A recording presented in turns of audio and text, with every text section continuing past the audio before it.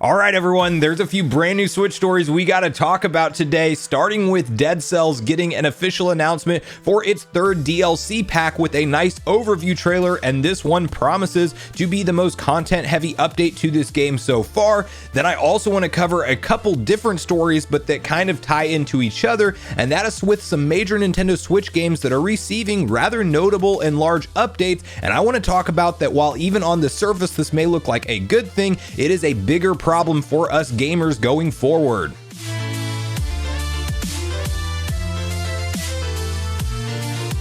What's up, Nation? If it's your first time on the channel, make sure you join Sunbro Nation by subscribing below. Hit the like button on this video if you enjoy it today, and make sure you turn on your bell notification icon so you're kept up to date with all the newest gaming news. Now, as I mentioned, guys, we're hopping through a few different stories today. The last two in the video are kind of related to each other, so I will probably keep them added in together, but this first one is actually a pretty exciting announcement for Dead Cells fans out there, and I will tell you guys to start off this conversation, I actually own Dead Cells, and for some stupid reason I've never even booted it up. It's one of those games that I bought on a discounted sale and I completely forgot to go ever back and check it out and play it, and this trailer that dropped today for apparently the third DLC pack being added into this game made me really want to hop into this game and check it out, and it is now on my radar and on my list to go ahead and get caught up to the current story of the current game, and then hopefully even buy both DLC packs before this third one drops. We do, as of today, have the official announcement of what this DLC pack will be called and when it will drop, and it will be titled The Queen and Sea, and we have a release date of January 6, 2022. So while I do not know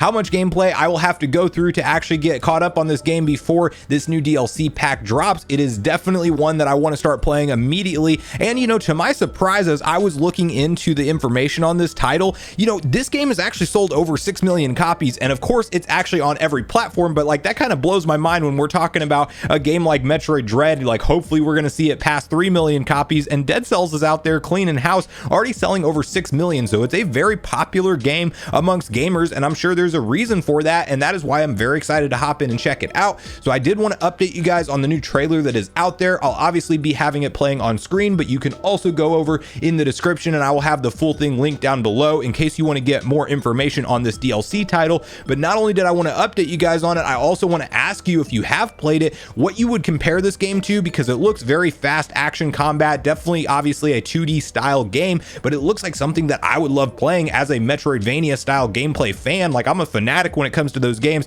and if I'm not mistaken, I may have heard that this one has something to do with like a reset mechanic, kind of similar like we would see in roguelike games, but I don't know all the details. So I want to hear from you guys if you have played through the original Dead Cells, if you will be planning on picking up this DLC when it drops in January, and what your overall impressions are of the game so far. So I do look forward to hearing from you all on all things Dead Cells in the comments down below. Now, the next couple stories we're talking about today, while they do involve two separate games, actually really tie into each other, and the kind of conversation that I want to have with you all today around major game updates essentially releasing to either update and add functionality or just flat out fix games far after their initial release. And to start off this conversation, I do want to read through the couple games that we will be talking about to get these updates, and the first of which is a good news update. I will say that both of these things are good news, but I want to have a broader conversation about what we're seeing happening in the gaming industry right now in 2021 and beyond. And so I do want to start off this conversation by hopping over to Nintendo Life, where we can read through some update notes that are around the corner for Nickelodeon All-Star Brawl. Veteran Smash Bros. Player confirms voice acting for Nickelodeon All-Stars Brawl. A final free DLC character and crossplay coming too. Voice acting for fighters and crossplay has been confirmed for platformer fighter Nickelodeon All-Star Brawl. The good news was delivered by art director Diego Hernandez on veteran Super Smash Bros. Player Hungrybox's stream. Fans of the game have been enjoying the depth and potential of the Brawler's core gameplay since it launched back in October. Although the lack of voices for the cast of characters, including such icons as SpongeBob, the Ninja Turtles, Nigel Thornberry, and Garfield,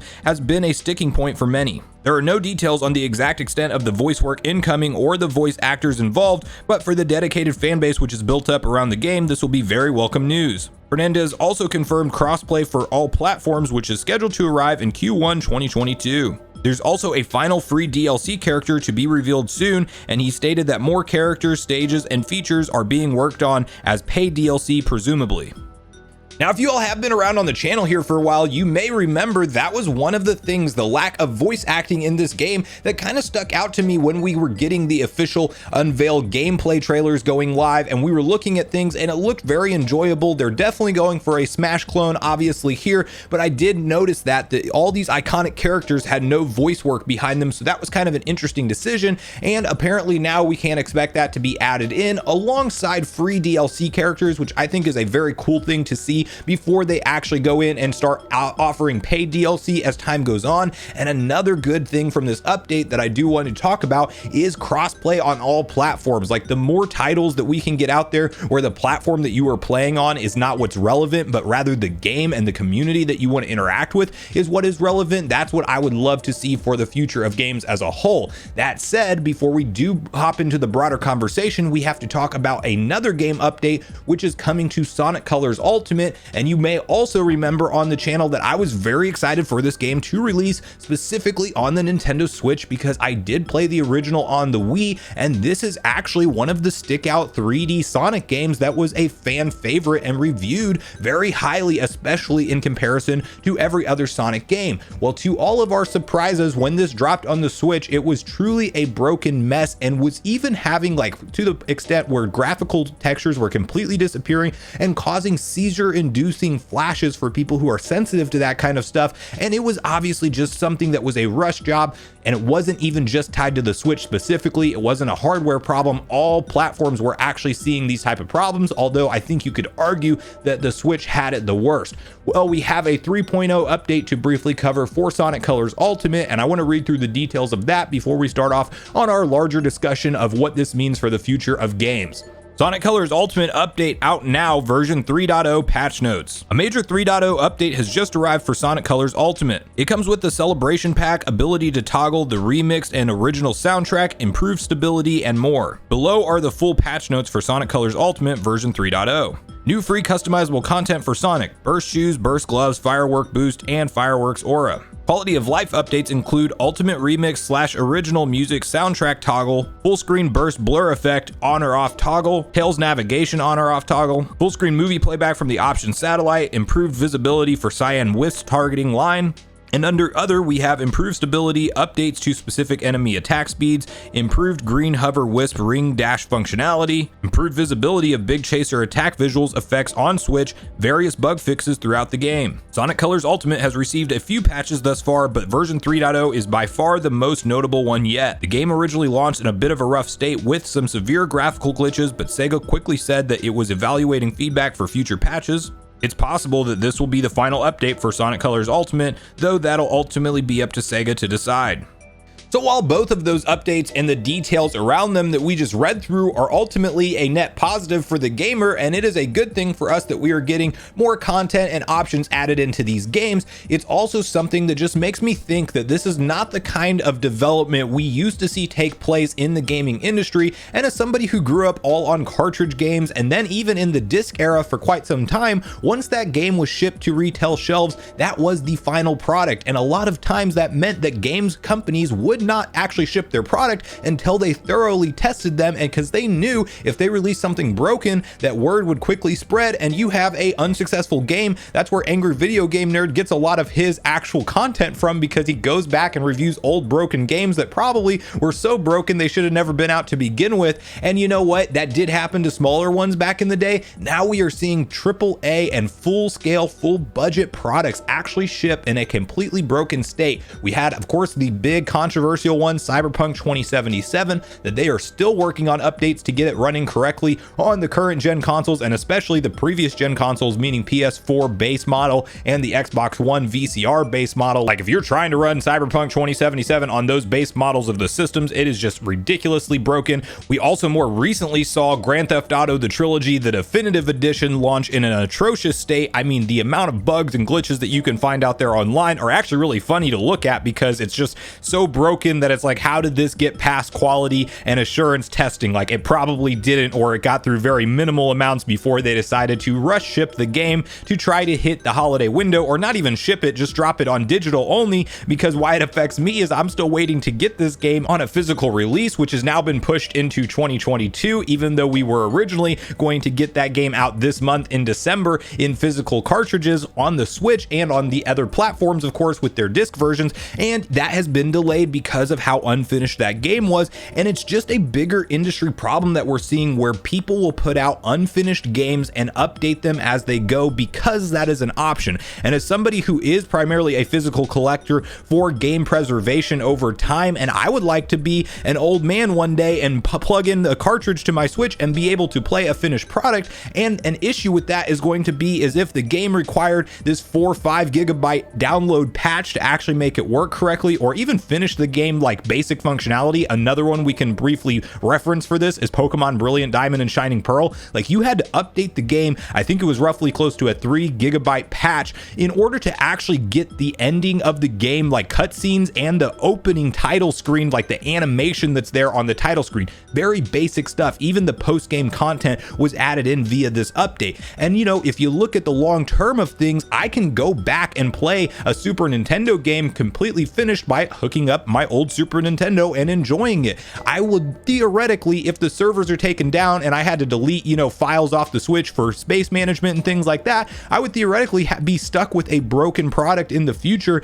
because the servers would not be there anymore for me to download those update patches to my actual Switch console anymore. So it is one of those things that's concerning to me as a hardcore collector, as a hardcore gamer, as my entire life, to see so many games actually get major post-launch content added in, and it's really stuff that should have been there to begin with in these games. And sometimes you can make the argument, like certain ways that Nintendo have done it with, say, something like Mario sports titles, like for instance, most notably Mario Golf Super Rush has gotten a few free upgrades as time has gone on. That's not quite as big of a problem, even though it's not my preferred way. Like, when I boot up the game, I want to have all the content that you're planning for outside of something like a larger paid DLC. But obviously Nintendo, it has this kind of strategy of drip feeding and adding in new content. Well, that's kind of okay in the sense that even though the game launched with light content, it was still fully playable and workable. But when we're seeing more and more games like GTA Trilogy Definitive Edition, Sonic Colors Ultimate, and really some big fan favorite, like big anticipated titles launch in a totally broken state, and then the developers decide to slowly release these updates as time goes on, like it is becoming a bigger problem, to the point where I did recently pick up Sonic Colors Ultimate on a sale, but I'm not like really excited to go through that whole game or boot it up until now this 3.0 patch update is out. Hopefully now it's in a stable enough way to play on the Switch and fully enjoy it, but up to this point in time, it really hasn't been. I mean, they have released some patches. There's definitely more stability things that still needed to be addressed that are in this patch, but it's just one thing that kind of rubs me the wrong way. And the reason I want to bring it up is I want to get your guys' opinion on it, especially at this point in the video. What do you think about these post-game updates? Like, obviously you could argue on the surface it's better that we do get them rather than we don't, but I mean, are you kind of with me where you think that we really need to see a shift in game developers not shipping their games and actually putting a cartridge out there that doesn't have the entire finished game on it? Or are you somebody who just thinks that these updates, at least they can happen nowadays, and it's a better net positive for us